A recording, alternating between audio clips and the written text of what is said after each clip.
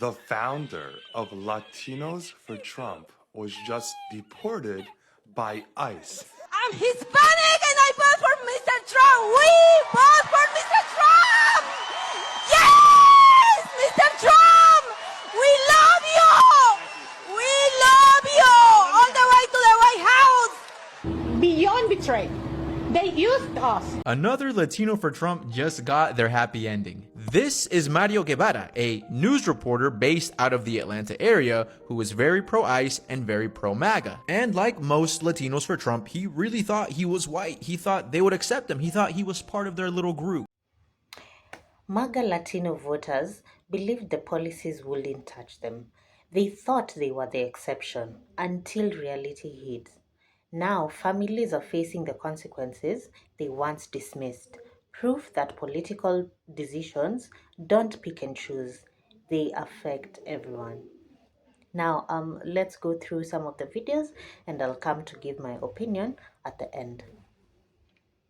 I will vote for Donald Trump. Latinos for Trump and pro-MAGA journalist Mario Guevara was deported to El Salvador after spending 110 days in ICE custody. And more than a third of Hispanic Trump voters say they regret voting for him. You see what happens when you try to align with white supremacy and your skin ain't fully white? They get your vote. They were like, yeah, we got you. We fuck with you. And then once they have your vote, they're like, yeah, fuck you. We gonna deport you. We gonna deport your family. If you ain't legit, get the fuck out of my country. And now you guys finally learn, no matter how much you try to align with white supremacy, no matter how much you want to be like, I'm one of y'all. I even married a white woman. Look at me. I'm next to y'all. Oh, I'm a good boy. I'm a good blue-collar worker. Help me, Donald Trump. They don't give a single fuck. They only look for you for your vote. Once they have that, they don't even see you as human. You was in ICE custody for 110 days, and you was advocating for this. You was one of the main people. You helped get him elected. And what did he do for you? He held you in custody for 110 days, then shipped your ass right back to El Salvador. So I hope it was worth it trying to align with white supremacy. But white supremacy is always going to let you know that you ain't fully white if you ain't fully white. So this Latina, who is a Trump supporter, got deported from Mexico back to the US, and I want to use this video to show y'all, no matter how hard you try, you will never be white. And I say that because she made videos going, oh, look, people are making too big of a deal about Trump and the deportations. He's only going after criminals. If you want to be here, you should do it the right way. Then she goes to Mexico, gets stopped by authorities. While she's coming back from a concert, they check her papers and then they deport her. Now, they deported her because she overstayed her visa. I know some people are like, well, you should have done it the right way. Calm down. Let's just give her a little grace here. She's not a criminal. Sure, she has ideologies you don't agree with, but she wasn't committing any crimes. She was down in Mexico partying it up. Now, this is where the you'll never be white part comes in. There's over 1 million undocumented white people living in Mexico. They are taking advantage of the system. They're not paying taxes. They're down there just partying it up. And like advocates in Mexico have been saying, that authorities don't go after white people, they actually go after brown people. So you were racially profiled in a country that you were trying to get dual citizenship for.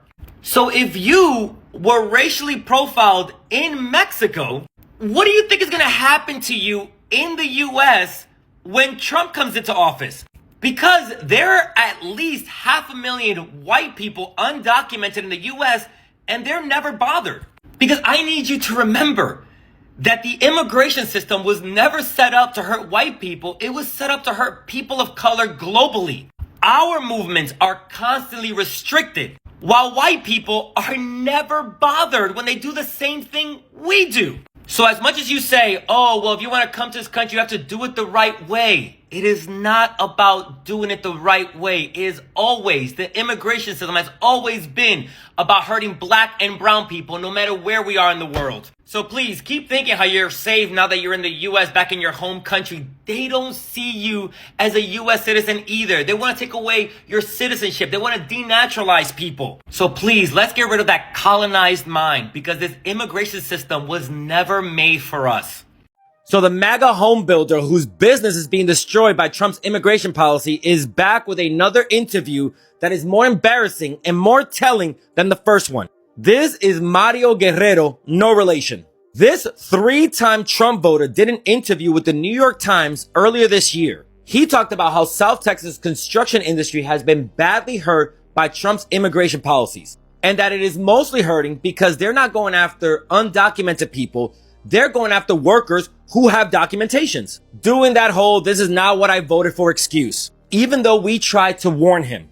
Well, in a new interview, he put on full display the cognitive dissonance that Latinos for Trump have. Because in an interview with Texas Monthly, Mario said he doesn't remember Trump saying that Mexicans were the problem. He remembers him saying Venezuelans and how they have one of the biggest gangs in the world. The interviewer did press Mario on that, saying, hey, Trump started his career saying that Mexico is not sending its best. And Mario kept saying, honestly, I don't remember him saying that. And whether or not you want to believe him, this does say a lot about Latino for Trump's psyche. That they all believe that Trump is talking about someone else. Mexicans thinks he's talking about Venezuelans. Venezuelans thinks he's talking about Mexicans. Cubans thinks he's talking about everybody else. Dominicans thinks he's talking about Haitians. When Trump is talking about all of us. That's what I've been trying to tell Trump supporters. They can't tell us apart. I remember telling a racist ones that I'm from the Dominican Republic, and they said, what part of Mexico is that? All of you believe that you're the good one. You're the rule to the exception. They're going to love you, and they're talking about everybody else. They're talking about you too. And a lot of you wouldn't even be in this place if you weren't hurting financially the way you are now, because you were able to build businesses literally off the labor of other Latinos. You were able to rise in the ranks because of the work of so many activists, Latino activists, black activists. And then because you made a little money, you thought you were better than everyone else. And then what did you do when you inherited all that work that was done by activists and the ancestors? You spat in their face by voting for a racist that is working to take away all the progress that we have made. You're a builder, right? Go out there and build coalitions. Go out there and build a movement to get rid of all these MAGA people that are stealing so much from us. That's the least you can do after voting for Trump 3 times and getting us into this mess when people were warning you. Share this with any Latino who supports Trump, who thinks, well, I'm one of the good ones. They're going to end up just like Mario. You need to stop aligning yourself with white supremacists and start building coalition amongst people of color. That's where the power lies. And remember to follow for more. Also, you left Latin America because you say you were living under a dictatorship where you weren't allowed to criticize the government. You know, they were taking away your rights. So you came to the United States, got papers, and voted for Donald Trump?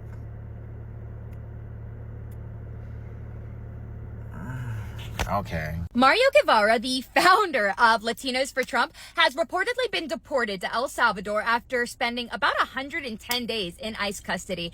And what makes this story stand out is that he wasn't just like an immigrant impacted by the system, right? He actively supported and campaigned for Donald Trump, the same political movement tied to the immigration enforcement system that detained and ultimately deported him from the United States. So you're left with this really stark contradiction, right? Like someone who has been backing a system that openly harms people and then becoming a victim to that same system. And this isn't just about this one person, right? Like it is a reminder that immigration enforcement doesn't really operate based on political loyalty or who you support.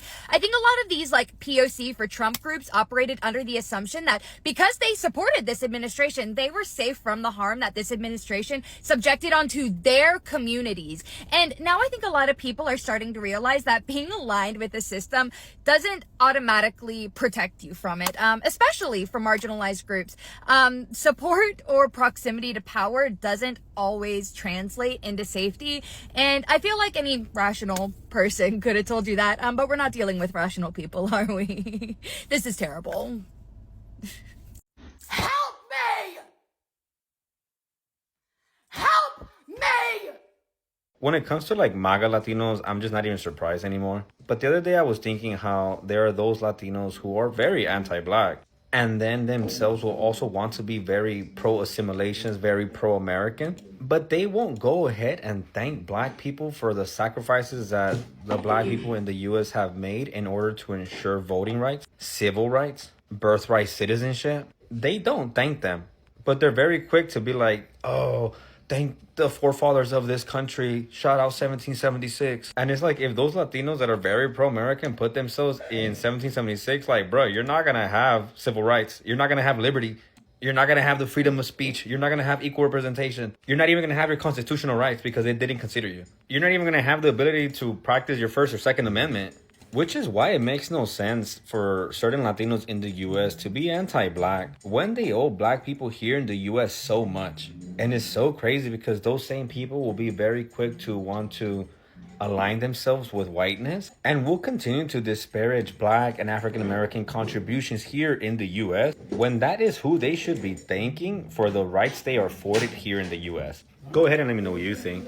I think I was racially profiled today. If you're a Latina Trump supporter, aka Chickens for Chick-fil-A, you do not get to come to God's internet and complain about being racially profiled at Trader Joe's. Because the administration that you voted for and that you support actually went to the Supreme Court and got the Supreme Court to legally allow ICE to racially profile people in order to make arrests or to detain them. So if your feelings are so hurt from being racially profiled at Trader Joe's, imagine the feelings of the individuals who are being racially profiled by federal agents, arrested, and taken to detention centers. Latinas for Trump are only Latinas when it's convenient for them, when it makes them feel special, when it makes them feel exotic, when they want people to fetishize them. But when it comes to being in the voting booth, all of a sudden they're not Latina anymore. No hablo español. I'm an American. You want to speak Spanish when it's convenient for you and it makes you seem exotic and spicy and fiery, pero you don't vote in favor to protect the Spanish language and Hispanics. You don't vote to advance and better nor to protect your community. Under Trump's administration, there has been multiple accounts of ICE agents going and arresting and detaining and taking Puerto Ricans to detention centers. Now, she probably wasn't paying attention to the discourse surrounding Bad Bunny when he was performing at the halftime show at the Super Bowl because she was probably too busy watching the Kid Rock show, and I can only make that assumption because this is her following list. And because she turned off her repost and refused to tell people who she voted for and simply just wants to dance around the question. But during that discourse, it was made very well known that Puerto Ricans are U.S. citizens. Yes, we're U.S. citizens because we are currently being occupied by the United States government. So when we are born, we are given citizenship status immediately. Yet, what did I say? Puerto Ricans are being picked up, arrested, and detained and taken to detention centers? Why? I wonder why. Because ICE is allowed to legally racially profile. They look brown like me, they speak Spanish, and they're doing it in public. Maybe they have an accent like my father. Just this past year alone, ICE was sitting by the dozens in vehicles outside of a museum in Humboldt Park, Chicago. Shout out to my birth neighborhood. Beautiful Humboldt Park. It is the Puerto Rican neighborhood of Chicago, and yet they're sitting outside of a Puerto Rican museum for what? Puerto Ricans are U.S. citizens. Because these discriminatory and racial profiling tactics have been legalized, allowed, and normalized under the administration that you supported, the one that you voted for. Therefore, I do not care. I do not want to hear you complain about being racially profiled at a Trader Joe's when federal agents are out here ruining the lives of and racially profiling Latinos and Hispanics all around the country. The leopard finally ate your face, and to that I say good. They were told it wouldn't happen to them. Many Latino supporters believed they were safe, that the system would only target others. But policies don't work like that. Now we are seeing families shocked, confused, and caught in situations they never expected to face. For some, it's a painful realization that the same rules they supported are now impacting their own communities. It raises a bigger question. When people vote against certain issues, do they fully understand how far those decisions can reach? Because in the end, policies don't discriminate based on belief. They apply to everyone. For this and more, follow me for the next episode. Please don't forget to subscribe. Bye.